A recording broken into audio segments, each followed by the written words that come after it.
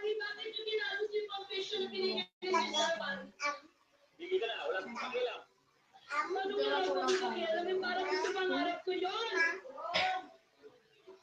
Mama, paalala ko lang sa'yo. Wala naman tayo sa akin. Pero Randall, alam mo ang tawag ng kotse na yun. Hindi ko nakita. Yung nga, tunay na yun lang. Hindi ko pala sa pamilya ko niyo. Ang binigay ano. Kumatilakan din ang kain natin. Masama ba kung bumakas din ang kain ako? Bakit niyo ako pinagkakaisaan ngayon? Di ba natin palagi kayo mag-aaway? Tapos ngayon nagkakampihan kayo para sa pera na hindi niyo naman pinaghirapan. Hoy! Huwag po kayo magsalita. Hindi, yan. Ikuha ka na day. Hindi ba? Yan ang walang problema niyo eh. Mukuwan lang yan. Eh, wala day. Pag walang design. Hoy! Order mo na pre-order! Ano pa yan? Tsaka pa yung madidiri yung pre-order. Di ba, yung in-orderan mo, may maghihintay pa sila lang mababagsakan sila.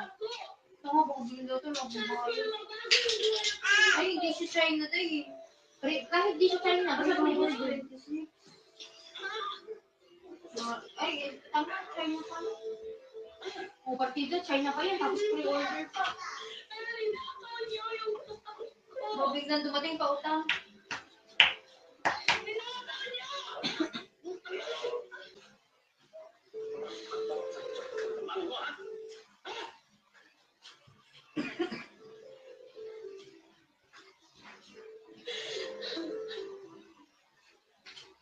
Alam ko pong hindi perfecto yung pamilya natin.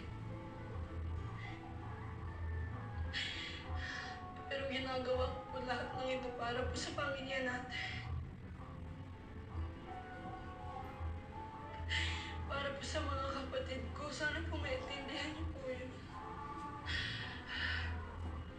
Hinihingi ko naman po pagkakataon na suportahan niyo po yung mga pangarap ko sa buhay. Yun naman po gusto kong umindi. Hindi ka pa natatapos sa pag-aaral, ganyan ka na. Eh, paano kung naging doktor ka? Kung gusto mo manarating sa buhay, huwag mo kaming magtaasan ng mga mo, ha? Ha?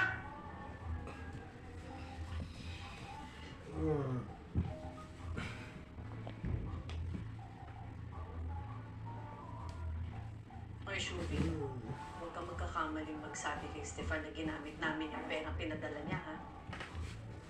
Kung ako sa'yo, pumunta ka sa computer shop at i-edit mo yung mga resibo para hindi siya maghinala, naintindihan mo? Mami, please naman, huwag naman natin lukuhin yung tao nagmamalasakit na sa atin. Barya-barya lang yun sa kanya. Naintindihan mo? Ang intindihin mo, yung mga sikmura namin ng mga kapatid mo. Shuvi! Shuvi!